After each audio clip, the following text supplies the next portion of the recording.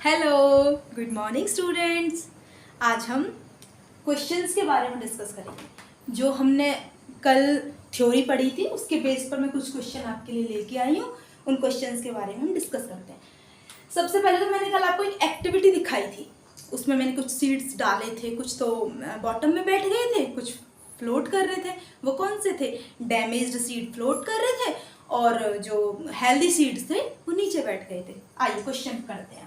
Damaged seed would float मैंने खुद ने बोल दिया, would blank on the top of water.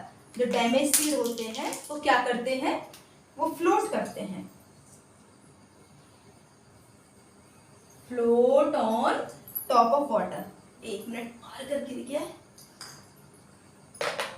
Okay, for growing A crop sufficient sunlight. अच्छा, किसी भी क्रॉप को ग्रो होने के लिए क्या चाहिए होता है? सनलाइट चाहिए होता है, वाटर चाहिए होता है, न्यूट्रिएंट्स चाहिए होते हैं।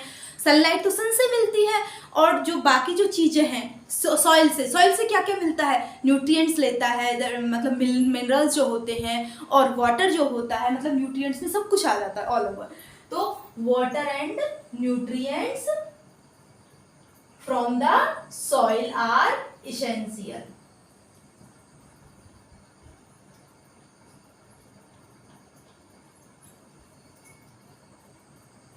Okay, in agriculture practices, third question पर आते हैं अब। In agriculture practices which of the following comes first? Harvesting और सोइंग। आपको मैंने आई थिंक तो मैंने आपको एग्रीकल्चर प्रैक्टिसेस कराई दी हैं, तो आप बताइए। चलो ऐसे इन्हें तो ऐसे नॉर्मली बता दीजिए आप, कोई नहीं, मैंने हिंदी आपको बताई हुई है। हार्वेस्टिंग और सोइंग कौन सी पहले आती है? तो आपको पता है सोइंग पहले करते हैं। सोइंग मतलब बुआई पहले करते हैं, और हार्वेस्टिंग का मतलब होता है कट करना। ये मैंने आपको पहले पढ़ाया हुआ है। हिंदी आपको इंग्लिश भी पता ही है normally. If you are given a dry piece of land for cultivation, अगर आपको ड्राई लैंड मिलती है, ड्राई लैंड कल्टीवेशन के लिए, तो what will you do before sowing the seeds? तो बीज बोने से पहले आप क्या करोगे? अच्छा, अगर आपको लैंड मिलती है और वो सूखी हुई है तो क्या करना पड़ेगा आपको? आपको पहले उसे हल्का, उसमें नमी होना चाहिए, वो थोड़ी गीली होनी चाहिए, तभी उसके ऊपर क्रॉप का मतलब कल्टीवेशन हम स्टार्ट कर सकते हैं। तो सबसे पहले तो ड्राई है तो उसमें थोड़ी नमी होनी चाहिए। नमी के लिए हम उसको क्या करेंगे? वाटर देंगे उसको, तो उसको थोड़ी गीली करेंगे। मॉइस्चराइज होना उसका जरूरी है। उसके बाद उसमें प्लो वगैरह चलाएंगे। तो ये सब उसके लिए हम करेंगे। क्या? If you are given a dry piece of land, अगर आपको सूखी जमीन दी जाती है, सूखी जमीन का टुकड़ा दिया जाता है कल्टीवेशन के लिए, तो बीज बोने से पहले आप क्या करोगे? बीज बोने से पहले वैसे भी जो एग्रीकल्चरल प्रैक्टिसेस में हमने पढ़ा था, जो सबसे फर्स्ट वाली एग्रीकल्चर प्रैक्टिसेस है वो है प्रिपरेशन ऑफ सॉइल। तो सबसे पहले सोइंग करने से पहले, बिफोर सोइंग से पहले क्या होता है? Preparation of soil, preparation of soil. अब सॉइल को प्रिपेयर कैसे करेंगे? वो उसमें प्लो करेंगे, उसके लिए उसको लूज और टर्न करते हैं ना। प्रिपरेशन ऑफ सॉइल में करते क्या है? बेसिकली सॉइल को लूज करते हैं और उसको टर्न करते हैं, पलटते हैं उसकी लेयर्स को। तो यहाँ पर क्योंकि वो ड्राई है ना, तो ड्राई है तो उसको हम पहले वाटर देंगे, उसके बाद उसमें प्लो करेंगे। तो ये सब चीजें करेंगे। वाटर देंगे पहले, तो उसको क्योंकि गीला करना है थोड़ा, फिर उसको प्लो की हेल्प से लूज टर्न कर देंगे। उसमें टिलिंग करेंगे। टिलिंग का मतलब जुताई होता है। टिलिंग क्या होता है? जुताई। उसमें जुताई करेंगे। टिलिंग मीन जोतेंगे खेत को, मतलब लूज और टर्न करेंगे। If there any advantage of using a cultivator, आपको पता है कल्टीवेटर क्या है? कल्टीवेटर सोइंग का जो प्रिपरेशन ऑफ सॉइल का एक औजार है। मतलब और जब हम सॉइल को प्रिपेयर करते हैं कल्टीवेशन ऑफ क्रॉप के लिए, क्रॉप उगाने के लिए, तो वहाँ पर कल्टीवेटर यूज़ किया जाता है। और भी काफ़ी सारे इंस्ट्रूमेंट यूज़ किए जाते हैं। प्लो यूज़ किया जाता है, हो यूज़ किया जाता है।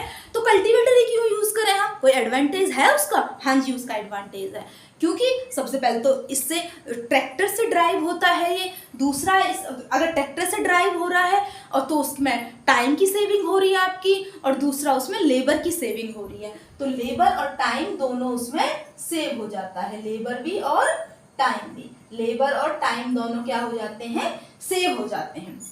सम grass is growing in a wheat field, what will it be known as? कुछ ग्रास उग गई है, आपने तो व्हीट लगाए थे, गेहूं लगाए थे और उसमें ग्रास उग गई है कुछ थोड़ी बहुत, उसको क्या कहेंगे? जब भी हम कोई भी क्रॉप हम बोते हैं, कोई भी क्रॉप हम कल्टीवेट करते हैं, अगर उसके साथ कोई दूसरी क्रॉप जिसको हम नहीं चाहते हैं, that is a unwanted crop, अगर वो उग जाती है तो वो वहां पर क्या कहलाती है? वीड कहलाती है, खरपतवार कहलाती है। तो यहाँ पर ग्रास क्या कहलाएगी? वीड। क्या कहलाएगी? वीड, WEED, वीड, खरपतवार, unwanted plant. During which month do farmers grow mustard in India? Mustard कब उगाई जाती है? क्योंकि आपको पता है मस्टर्ड जो होती है वो एक रबी क्रॉप है। वो क्या है? एक रबी क्रॉप, उसको लो टेम्परेचर चाहिए होता है, तो इसलिए रबी क्रॉप का टाइमिंग आपको पता ही है, वो अक्टूबर से लेकर कब तक? मार्च तक का उसका टाइम है। अक्टूबर से लेकर मार्च तक, अक्टूबर से लेकर मार्च तक का उसका टाइम है। अक्टूबर नवंबर में वो बोई जाती है, सोइंग की जाती है और मार्च तक वो हार्वेस्ट कर ली जाती है, क्योंकि ये एक रबी क्रॉप है और इसको लो टेम्परेचर की नीड होती है। Name 2 weeds that are commonly found in rice and wheat field. ऐसे 2 वीड के नाम बताओ जो राइस के साथ और व्हीट फील्ड जो होते हैं उनके अंदर पाए जाते हैं। अच्छा, मैं यहाँ राइट कर रही हूँ, आप एक बार देख लेना। राइस के अंदर तो कॉमनली जो होता है वो जैसे कि हमारा हो जाता है चौलाई। क्या हो जाता है? चौलाई। और इसका जो साइंटिफिक नेम है वो है एमेरेंथस। एमेरेंथस। राइस के अंदर ये एक वीट हो जाता है, चौलाई, अनवांटेड होता है, नहीं चाहते हुए भी अपने आप हो जाता है, चौलाई। क्या बोलते हैं? चौलाई। अगर साइंटिफिक नेम है, आपको पता है, अगर साइंटिफिक नेम आप देखना चाहते हो, एमेरेंथस, AMARANTHUS, एमेरेंथस। ठीक है। अगर वही हम व्हीट फील्ड की बात करें, व्हीट में कॉमनली होता है जैसे कि बथुआ हो जाता है। क्या हो जाता है? बथुआ। खाते भी होंगे सर्दियों में पराठे, सब्जी, बथुआ। क्या हो जाता है व्हीट में? बथुआ। अगर हम इसका साइंटिफिक नेम देखते हैं तो वो होता है कैनोपोडियम। क्या होता है? कैनोपोडियम। कैनोपोडियम, ये इसका साइंटिफिक नेम। और भी होता है व्हीट के अंदर पालक, पालक भी हो जाती है कई बार, और उसका साइंटिफिक नेम होता है स्पेनेसिया ओलेरेसिया। स्पेनेसिया स्पिनेच से ही मिलता जुलता है, स्पिनेच मतलब पालक होती है, इंग्लिश में बोलते हैं उसको, तो उसका साइंटिफिक नेम उसी से मिलता जुलता है, स्पेनेसिया ओलेरेसिया। अच्छा, next question, is there any advantage of sowing seeds at appropriate distance? जब मैंने कल आपको बताया था कि जो सीड्स होते हैं उन्हें एप्रोप्रिएट डिस्टेंस पर बोया जाता है, मतलब उनके बीच में एक अच्छा डिस्टेंस होना चाहिए। क्यों? क्योंकि अगर हम एक ही जगह सारे सीड्स को बो देंगे, जैसे एक ही जगह सारे सीड्स बो दिए इस तरीके से, तो ओवर क्राउडिंग हो जाएगी सीड्स की। क्या हो जाएगी? Over crowding.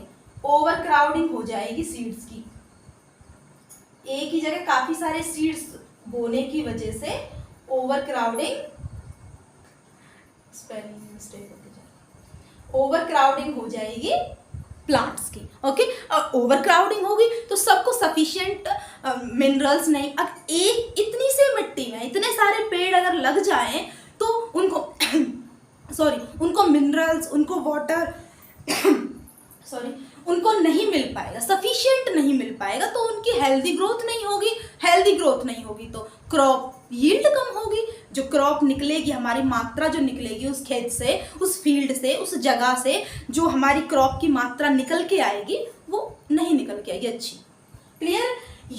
अच्छा, अब हमारा आता है लास्ट नंबर 10th क्वेश्चन, और इसको बताएंगे आप, क्योंकि ये मैंने आपको होमवर्क में दिया था। क्या है? एक बार पढ़ते हैं। You must have seen the farmer plough seedling of paddy into the field from a nursery, give the name of this process. मैंने कल आपको बताया था कि जब पैडी की जो क्रॉप होती है, धान की, और कुछ वेजिटेबल्स भी होती हैं, जैसे टमाटो हो गया, चिली हो गई, इनकी जो वेजिटेबल्स जो होती हैं, इनको हम डायरेक्टली, इनके सीड्स को डायरेक्टली हम फील्ड में नहीं बोते हैं, पहले इनको एक नर्सरी में लगाया जाता है। नर्सरी में जब इन सीड से जब छोटे छोटे प्लांट उग जाते हैं, टाइनी प्लांट, फिर इन प्लांट को वहाँ से अपरूट किया जाता है, उखाड़ा जाता है, और फिर इन्हें खेत में, जिस खेत में आपको इन्हें बोना है, जिस रेगुलर फील्ड में आपको लगाना है, उस पर एक पर्टिकुलर एप्रोप्रिएट डिस्टेंस पर इनको लगा दिया जाता है। इस प्रोसेस को क्या कहते हैं फिर? इस प्रोसेस को कहते हैं सीड ट्रांसप्लांटेशन।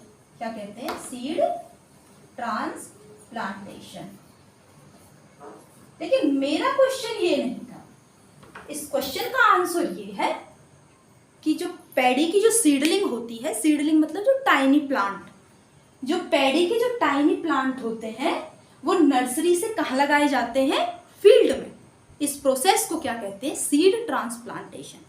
मेरा क्वेश्चन क्या था कि सीड ट्रांसप्लांटेशन कुछ क्रॉप में किया जाता है, कुछ क्रॉप में नहीं किया जाता है। जैसे पैडी में किया जाता है, वेजिटेबल्स में किया जाता है, टमाटो, चिलीज, इनमें किया जाता है, लेकिन वीट में क्यों नहीं किया जाता? मेरा क्वेश्चन आपसे ये था।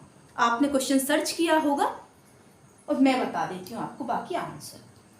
तो इसका आंसर ये है कि जो सीड ट्रांसप्लांटेशन है उसमें क्या होता है, उसमें मैंने आपको अभी अभी रिमाइंड कराया कि ये जो है, जो टाइनी प्लांट्स होते हैं नर्सरी के अंदर, जो टाइनी प्लांट्स उगते हैं, इनको उखाड़ा जाता है, फिर इनको जिस फील्ड में आपको लगाना है एप्रोप्रिएट डिस्टेंस पर, उस फील्ड में इनको लगा दिया जाता है। पहले तो उखाड़ा जाता है, फिर उसको रीप्लांटेशन मतलब दोबारा प्लांट किया जाता है, लगाया जाता है। लेकिन सारी फसलें, सारी क्रॉप इस प्रोसेस के साथ विदस्टैंड नहीं कर पाती, खड़ी नहीं रह पाती। पहले अपरूट करो, फिर उन्हें दूसरी जगह लगाओ, तो वो जो क्रॉप होती हैं इस प्रोसेस में फेल हो जाती हैं।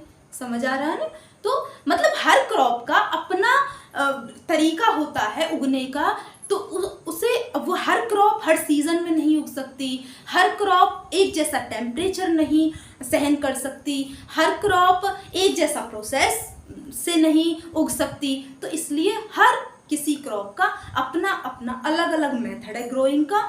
सो आई होप आपको समझ आया होगा। मेरी वीडियो को प्लीज़ शेयर, लाइक और सब्सक्राइब जरूर करें, एंड थैंक यू।